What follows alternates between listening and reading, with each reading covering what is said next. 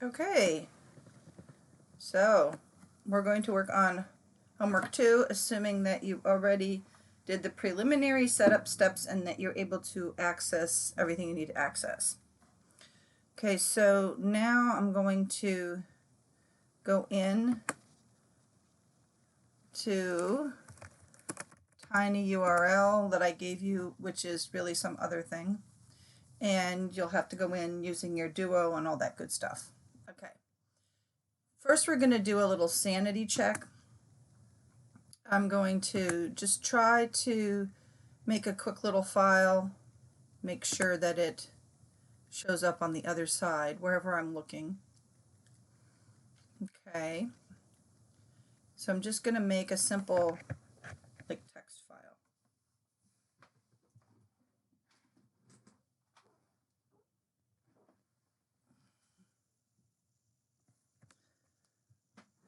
It's taking a while.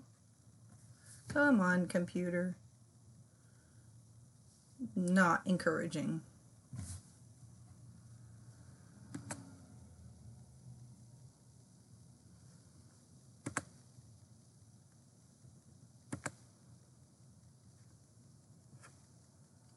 Okay, so I just want to open a blank document.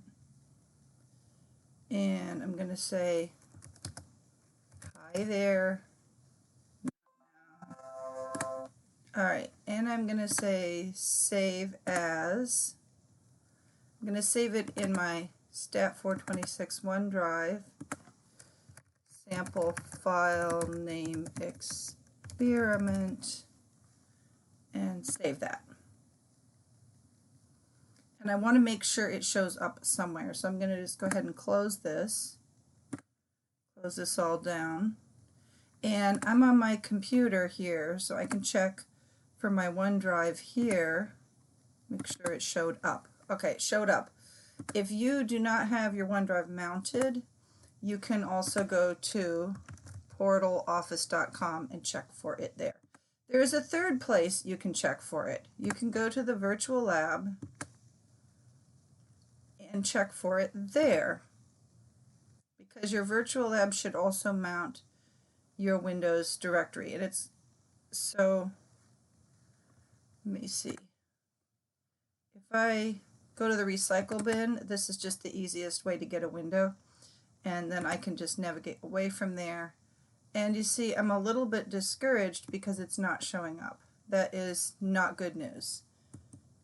So it's not really syncing properly. There we go. So if I say sync this, then maybe I can get it to come down. That's reassuring. And now I've reconfirmed that that file does indeed exist. Okay, so I don't need to stay in the virtual lab if I don't want to.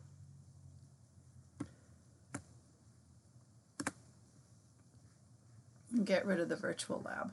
Okay, but I might use that trick again to force the system to transfer my files. Okay, so I'm going to open up SPSS. And I'm going to load in my file from homework 1B.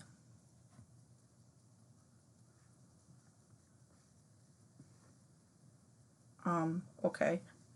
I don't know what just happened.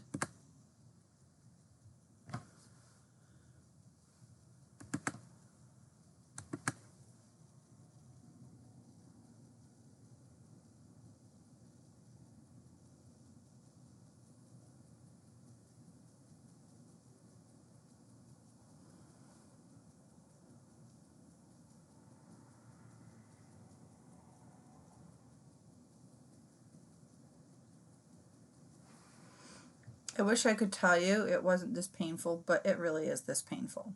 But just stick with it. Should be okay. Just going to stare at the screen until it works.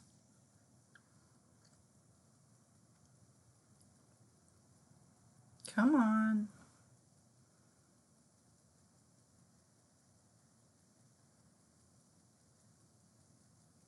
Yay. That's reassuring. All right, and then this is just stuff that you're welcome to read, but I don't care. All right, so now we're officially at the top of homework 2, and we've we have to go to step 2. All right, so step 2 is right here. We're going to look for the journal file. Okay, so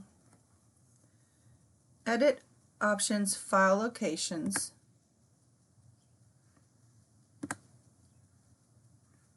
And mine should already be set correctly, but you have to set yours. So you just browse and you make sure it says overwrite. Browse until it's being saved to somewhere in your OneDrive that you can access. Okay? And then you hit apply, okay. All right. Now you're good. And since you just did that check on the Word document, all your files should be syncing correctly. All right, now we are going to load the file.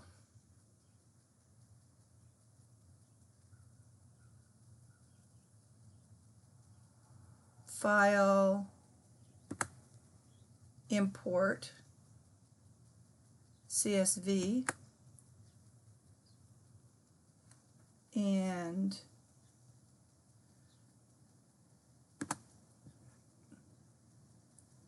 I think I accidentally deleted my other copy, but that's okay, I have this copy. And it takes a while to just sort of talk to the computer. I'm not really sure why there's such a lag, but probably because it's some kind of virtual machine is the only good reason. Now, you have 2 different windows going on. Notice this is your output window and this is your data window. Well, let's go ahead and go to the data window. I guess I'm going to expand that. It's just easier if they're both full size. Also be aware there's 2 tabs. There's a variable view and sometimes you can change these guys around. So you can only change it when it makes sense. So for example, if you had if you had zeros and ones for true and false and it thought that it was numerical, you could switch it to nominal. So you switch between ordinal, which is numbers, and nominal, which is categorical. That's what they call scale is number, nominal is just words, and ordinal is like 1, 2, 3. Okay, so or ABC or something like that. So you have a couple options. Okay, so let's see. We're going to go on to part 5. So let me just show you where we are right now in the worksheet, in the instructions. Okay, we're at section 5 now. Graphs legacy dialogues pie chart. And you want to say define by % of cases as opposed to raw counts, and define slices by group.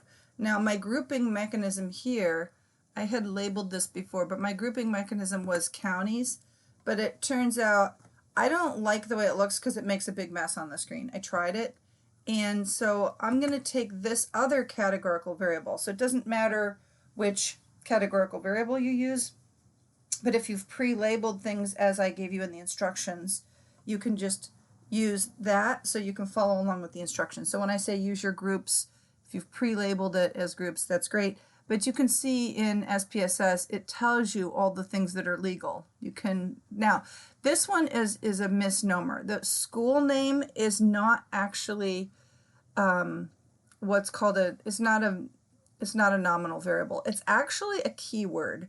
So don't use keywords. For example, V1 looks like it's numerical, but it's not. It's just the numbers from 1 to whatever. So it's not actually a variable, even though the computer thinks it is. So do not use keywords. Let me just type this out for you because it's so important. Let me see if I can type this out. I'm going to just type it on the screen so that you can see me say that.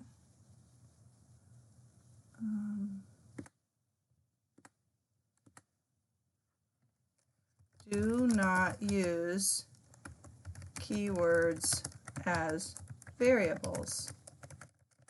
Okay, do not use keywords as variables. In other words, if they are unique for each instance, if they're unique identifiers, then they're keywords and you shouldn't be using them as variables. Okay, so I'm going to define slices by grades, and what that is, that variable is actually telling me whether that elementary school goes up to grade 6 or grade 8. Okay, it doesn't matter for our purposes what it does. Okay, but I've just picked a categorical variable, and also you should be aware that this thing, it kind of looks weird.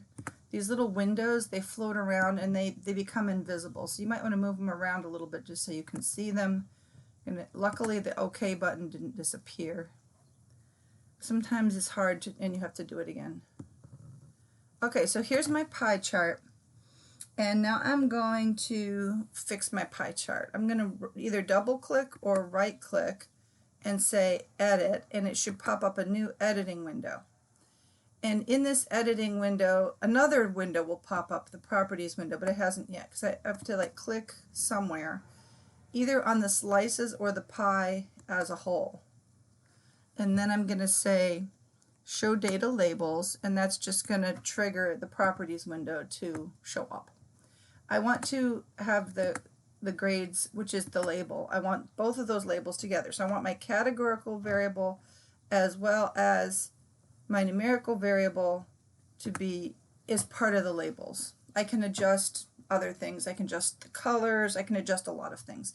If you have a whole bunch of labels, then there's this thing that says suppress overlapping labels. So if your pie chart has too many wedges, you can choose to have this on or off, but you can also move these things around. It lets you move these things around, so play a little bit with that. Okay, so once you're done playing with that, you close that down, and this picture that you've now adjusted goes back into your output document. Okay, we're now ready to go to the next step, and we're going to create a table with some summary stats. And so this is sorted by group. I'm going to use, well, first I'm going to have to split the data. Okay, so one thing I want to notice is notice that we have these two windows, and very often most of these drop-down menus are identical, but there are a couple drop-down menus that are only available on one window or the other. But most of them are available in both views. So it doesn't really matter. I can go here and I'm going to split the data.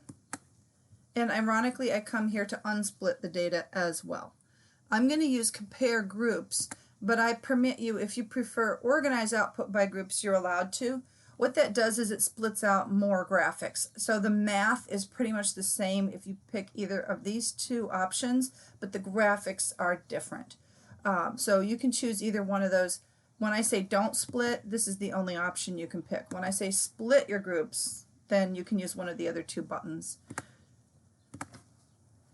Okay, so right now, SPSS is dealing with this as though it's a split data file. I'm going to then go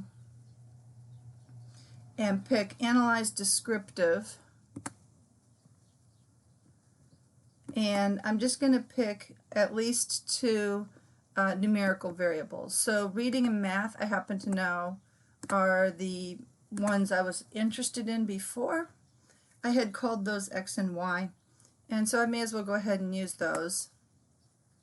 And then this tells me what I need to know. So I've satisfied number 6. At the end of number 6, you have to unsplit your data again. So you go back. If you're using SPSS, you're constantly splitting and unsplitting your data. So just get used to that. So be very careful. Some of these exercises I want you to split your data. Some of them I don't. Now just to remind us where we are on our instructions, we are at number 7 now. We're going to create side-by-side box plots, and we're going to say graph legacy box plots.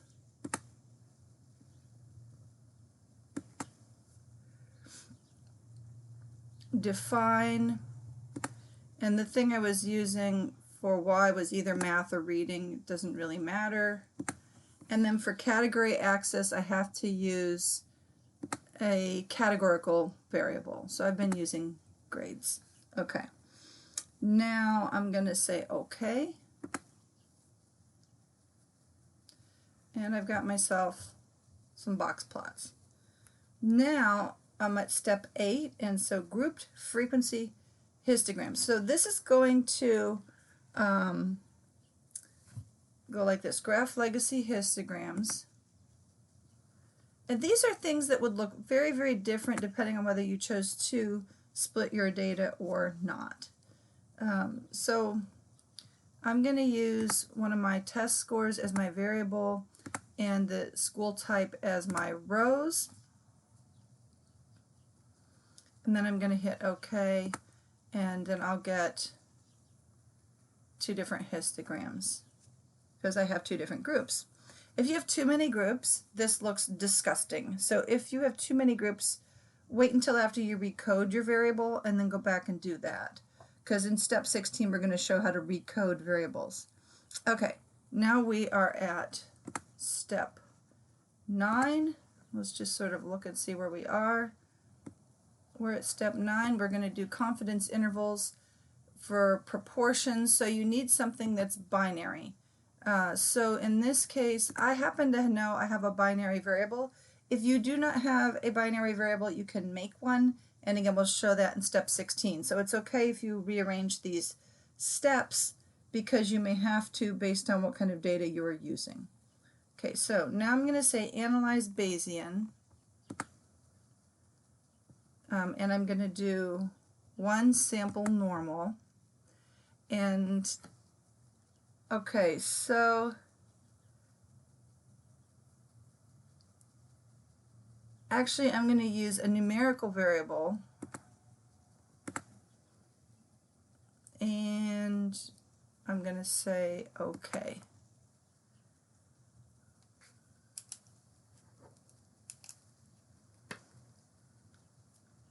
Alright, and I've got that upper and lower bound and all that good stuff. Okay.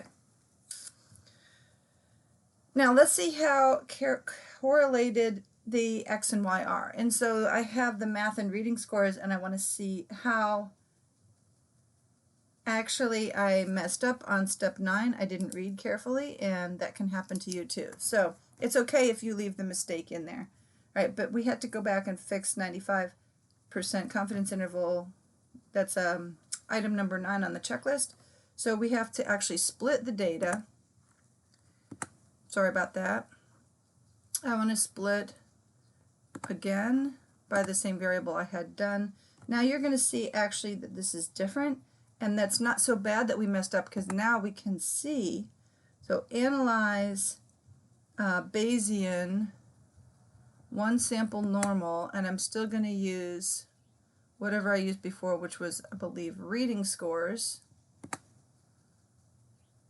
And so now what it's going to do is it's going to split it by the 2 types of school, and then you can compare this result to what happened when we did the combined data. This is the lower and upper bound for all the schools, but then if you look at the lower and upper bound for the 2 different types of schools, you'll see that there's actually a big difference. So for my K through 6 schools, this is much, much higher, given that these 2 intervals don't even overlap. If they overlapped, they still could be statistically different, but these 61 schools, their reading scores are far higher because the lower bound is above the upper bound of the other group of schools. So that's pretty interesting. And I wouldn't have really looked at it that carefully, except that I made that error, and now I'm thinking about it. Okay?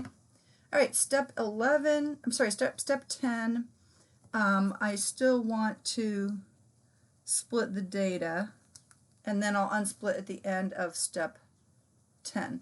So analyze, correlate, bivariate.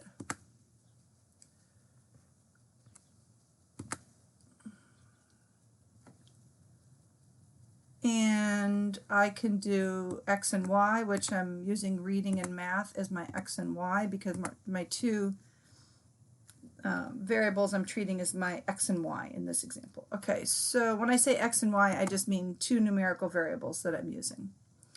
Okay, so this is looking at the math and reading correlations between schools for each group of schools. So it's saying it's highly significant. The two little stars means is highly significant. There's the p-value, the n. Even in the small sample, it's highly significant. So the reason why there's a 1 here, this is actually stupid. It just means the correlation between reading and reading is 1.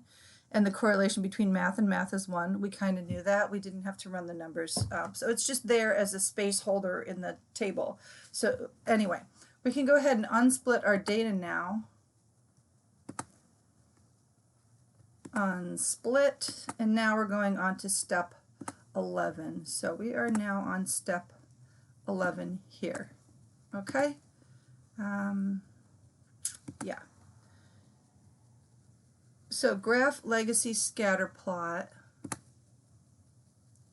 Make sure you're full screen for this because this is going to get messy. Now we're going to pick the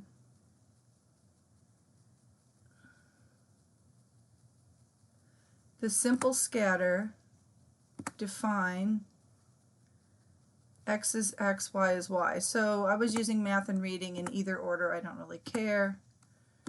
All right, and now what? I want to group by group, and I'm using grades as group. So set markers by whatever your grouping variable is, and then I'm going to hit OK. And I'm going to show you how to do this all again with a different mechanism. So one of the things you're going to learn with SPSS is that there's more than one way of doing the same thing. So it sounds annoying, but you might want a different way of doing something. So one thing we often do in SPSS is we just say edit. We're just going to go ahead and right click and edit this thing. And the other way is to just programmatically like define everything before it happens. So right here is where I can add fit line at subgroups, and I'm going to pick that, and I'm going to say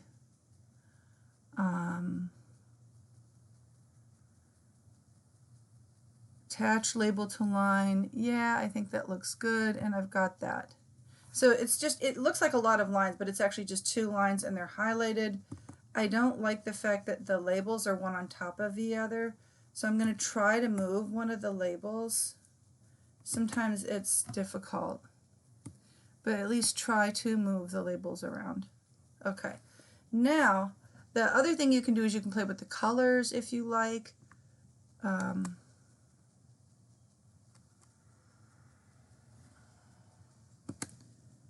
So I can choose red.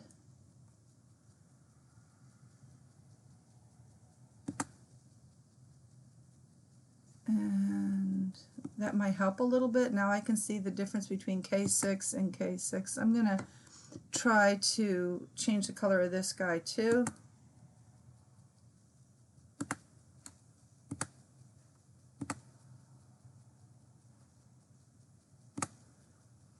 Okay, so now I've made at least the circles and the line color matches.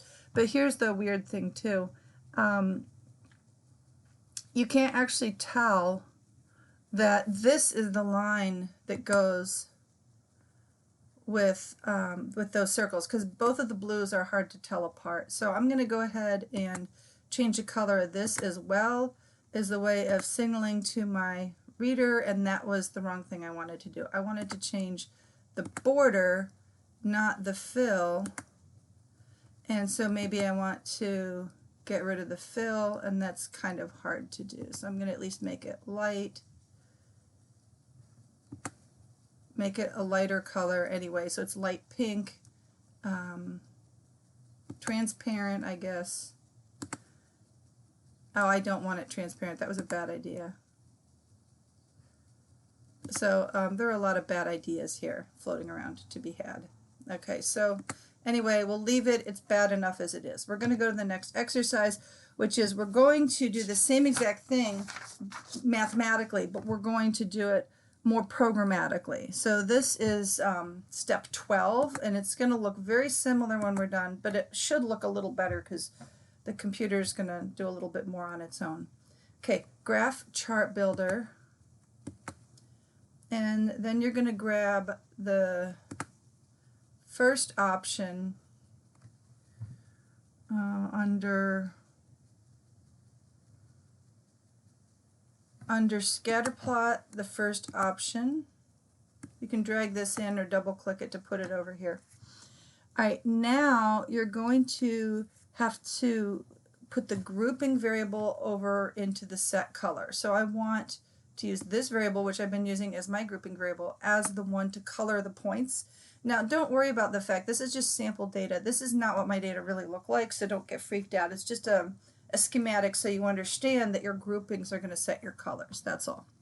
Okay, so then we want X to be X and Y to be Y, which we're using as like the reading and math, and it depends whether you want reading to predict math or math to predict reading. It doesn't really matter, but put your X and Y variable there.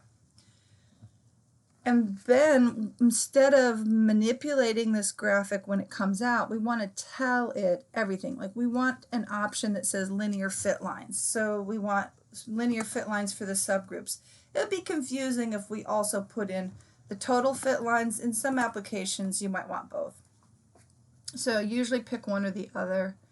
And if we say OK, hopefully it will look good. We're still seeing the old one. Okay. They still pick this ridiculous colors, but at least now they've bundled these colors together, and so they're the same color. That helps a little bit, and I don't see that they have, yeah, both of the fit lines are there. They're pretty much one on top of the other, which is weird because they seem to be, they visually look like they're closer together than the ones we got before. They should be the same. The two plots we just did should look this up because I did math versus verbal before, and now I'm doing verbal versus math. That's why. Okay, no big deal. And the reason I could tell that is, see these two little points? I was kind of keying in on them to see where they went, and they went over here, and I'm like, aha, I flipped my graph, and that's why it just looks different. Okay, so it's the same thing. We're good. All right, number 13, we're going to do a QQ plot. So we are here in the instructions now. Let's look at the instructions. We're all the way down at 13. We're going to make a QQ plot. We're going to split the data again by group again.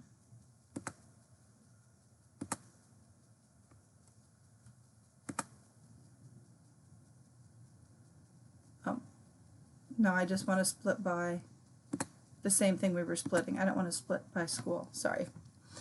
All right, so I'm going to say analyze descriptive statistics, and then QQ plots. And the variables is either X or Y. I don't care. Let's do math scores. And then groups. Here's the thing though. Groups we have to... nope, there's no groups here. Okay, defaults should be good. And when we're done with this, we get to unsplit. So it should give us a QQ plot. Actually, it gives us more than we really want. It gives us the normal plot, which is what I was looking for. But it also gives you the detrended normal, and it gives you, that's just the residuals. Right, so I don't need those. Those are kind of cool, but I didn't want them. But it gives it to me. Okay, I'm going to unsplit the data again. Again, if you're using SPSS, you have to do that split and unsplit all the time. Okay, we're now on step 14. Test for similarity between groups of your choice. You're going to use both the z-tests and t-tests. Okay, so analyze, compare means, and then you're going to say independent samples t-tests. And your test variable is one of your test scores, like math or reading, or whatever your numerical variable is. And the groups is the grouping variable I've been using. Now, notice we have to define groups. This is kind of a pain. So group 1 is going to be the thing, and you have to be able to type your variables correctly, and this is kind of a pain.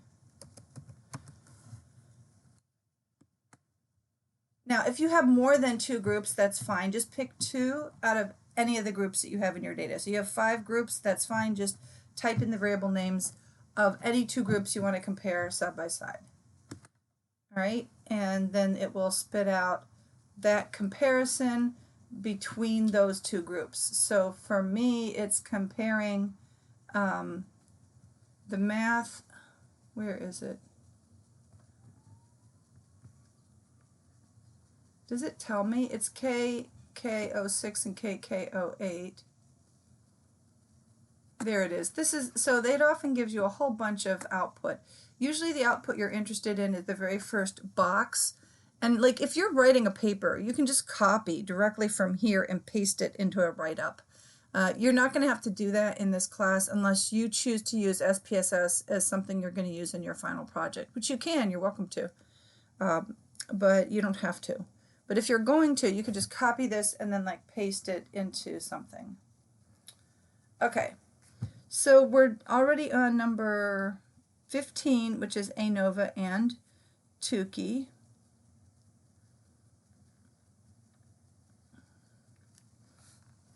And we're going to do first without Tukey, which is kind of pointless, but we're going to do it just for the sake of doing it, to show you you can. Analyze Bayesian one-way ANOVA.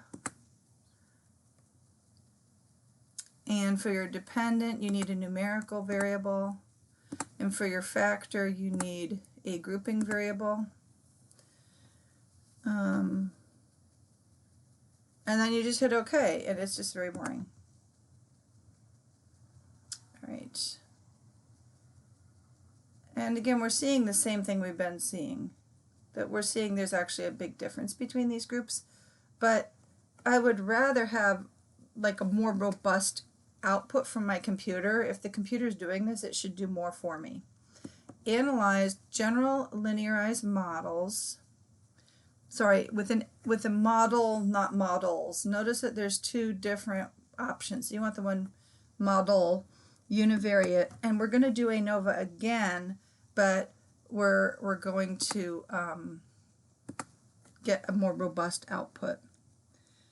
And we're still going to use the same grouping variables, but they're called fixed factors over here. And now we want post hoc tests. This is going to help us. We want post hoc tests. You can use Bonferroni if you're more familiar with it. Tukey and Bonferroni basically do the same thing. It's going to tell us which groups are different from each other. Under options, I want to just show you how to use options, homogeneity tests, and estimates of effect size. There we go. Now we're going to hit OK, and then all this stuff is going to come out at us.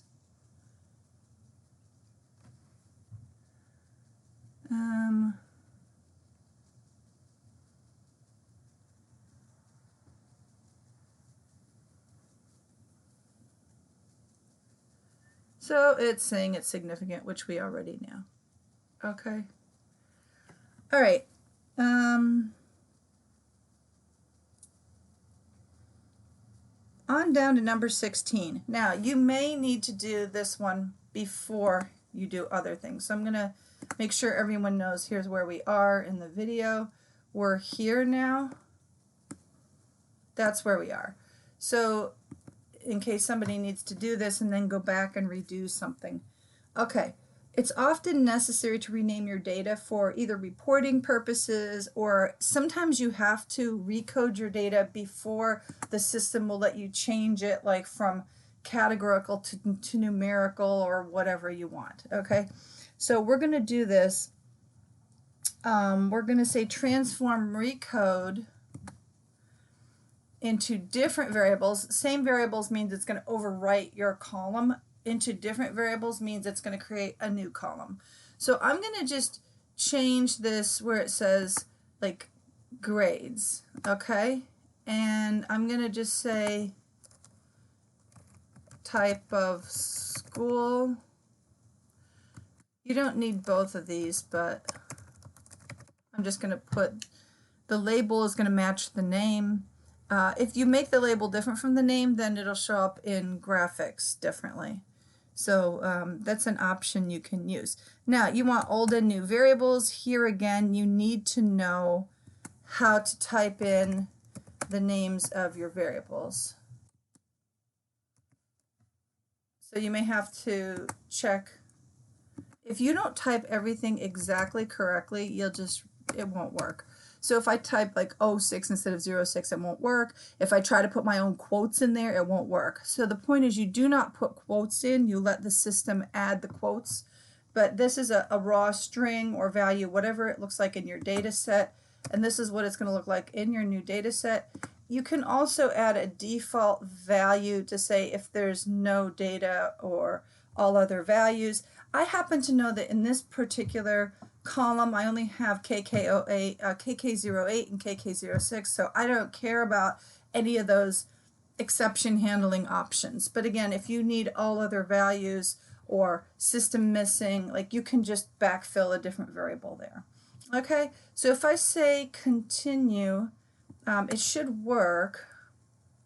And this is one of the cases where I am going to flip back to my numerical data to make sure everything looks good to me. Sorry, okay, something didn't go right.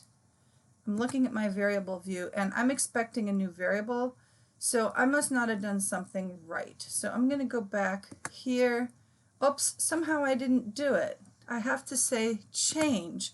I have to click that magic button and then say OK. Now it should have worked. Now I'm going to just double check. Aha, see, now I have a new variable. It's called type of school. If I want, in this case, I can trick it into saying it's numerical or ordinal. It's actually ordinal, but it doesn't matter. It's binary. But it's only saying it's nominal because the original variable it was based off of was nominal. But notice I can't go up to here and change this one. Like I can make it ordinal, but I can't make it scale. That's numerical. And that's because the data type underneath is not numerical. But I can trick the computer now because I went and changed the data type from string into integer, and so now I can manipulate that data type. So that would be a reason why you would recode a variable if you wanted to trick the computer into thinking it's numerical. Okay, and there's reasons you might want to do that. There's legitimate reasons why you might want to do that, and there's illegitimate reasons too, but I would hope that you would not use illegitimate reasons. Okay. All right, we're on step 17 now. So we are at 17 right here, chi-square analysis. We're going to have at least two categorical variables, and we're going to make a contingency table. So analyze descriptive statistics, and we're going to hit crosstabs, and so unfortunately I only see like type of schools is the same as grades, so I need something, but I'm going to have to resort to using let's say county for the other one. It's going to be really, really messy, but I'm just going to go ahead and do that for the demo. Something I might do is I might recode a variable based on some kind of formula, which I showed you how to do in StatCrunch. So what I would recommend if you wanted to do that, okay, so this is a mess. This is a whole mess because notice this is scrolling right off my screen. What a mess. I could make this a little less messy by switching the rows and the columns around just so that it shows up in my output. Let me just go ahead and do that again. So analyze descriptive crosstabs, and I'm going to switch these around. I'm going to put grades over here and county over here. I think I could also just drag them. But now the same exact data is in a column format instead of in a big row. And so now it fits on my screen. So that's just something to consider. All right, and now all we have to do is export everything. Now this is the dangerous part. So you need to save your journal file, and you need to export your output. So we're going to do this: File, Export, and now you want to make sure this says PDF. The default is something else. Make sure it says PDF, and then give the file some kind of logical name. That's fine. I'm going to just reuse that name. And then I want to put it where I can find it in my OneDrive, which it looks like it's going to go. I'm saying open the containing folder. That's optional. I'm just doing that to try to reassure myself that it's actually there. Now, it's printing 70 pages. It's a PDF. Now I'm looking and saying, aha, I'm double checking. Yes, indeed, I have my statistics journal here. And that is actually a text file. This is just reassuring me that everything's there. I'm not going to close up quite yet because I'm not 100% sure of this. And I'm going to just flip over. Actually, I'm going to flip over to my own computer and see if it showed up. See, I'm not feeling really confident about this. So I'm going to look for another way of making sure the file got saved properly. I'm going to go over to the virtual lab and just see if I can push that, force that to go pushing it over, because I think it's being saved in some sort of limbo, and I want to be absolutely sure it gets to where it's going. So I'm going to come over here and see all this. I'm going to try just not in the recycle bin. No, no, no. I want to be here. There we go. Now I want to push that over and see what happens. So it says that these things are waiting. It says they're waiting to sync. So let me see if I can just push that over. And that's exactly what we're waiting for. We're waiting for those things to push their way over to the other side. And honestly, I would not close down the computer until I see evidence that that has successfully happened. Okay. So this could take a while. Let me go back here. It hasn't shown up yet. Ooh. Well, this thing showed up. Oh, here's my demo. This is my own computer. You could also do this from the web. And this is only 30 pages. So I have a funny feeling it's not done, because I was told that this was 80 pages or 70 pages.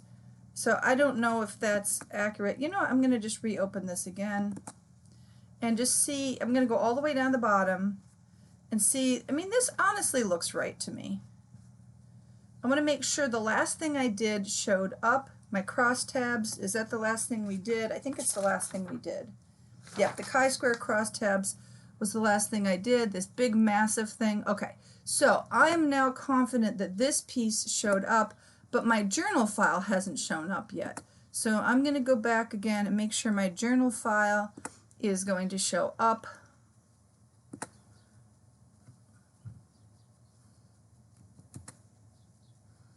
Okay, I'm back here in, I want to make sure this shows up. I'm not worried about this, because what happened here is, it expected that I changed something about this file. I didn't, I just opened it. So I'm not worried if this one goes over, because it's just my data file. I added a couple rows, but I don't really care. Really, the statistics journal is the one I'm interested in. So one thing you can do is you can try opening this and open with, let's say, like a text file. It's just a text file. So you can tell it you can open it with Notepad. This should not be very big. And this, if you scroll all the way down and you say, aha, I went all the way to crosstabs, that's good. So you know what I'm going to do? I'm going to save this.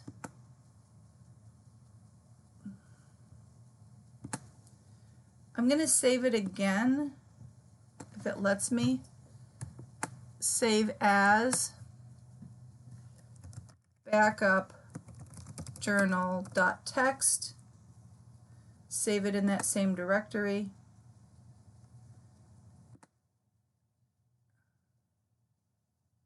There's my backup journal. It says that one saved right away. So let's go back and see if that's saved.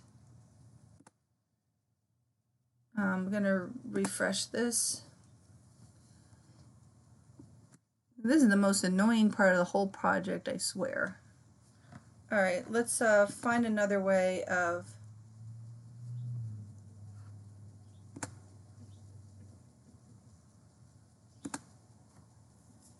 I don't need this anymore either.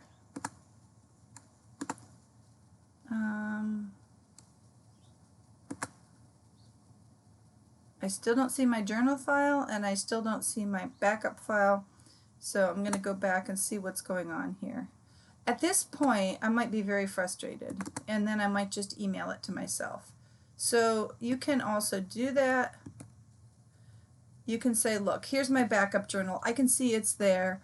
It, for whatever reason, isn't syncing the way I expected it to. I can just open up Google Chrome and get into my Gmail and mail it back to myself, and then I know it's going to be fine.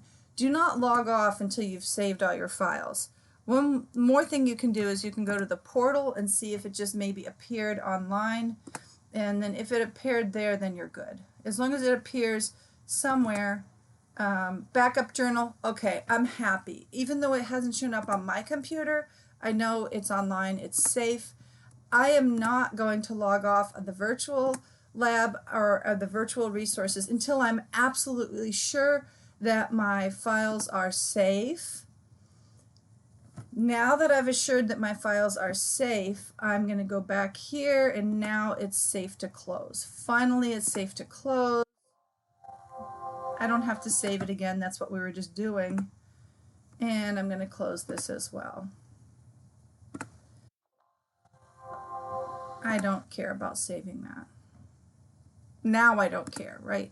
So now I'm finally ready to leave. I'm finally now ready to close down my SPSS. Okay, and do not close down your SPSS and everything until you've finished all those steps.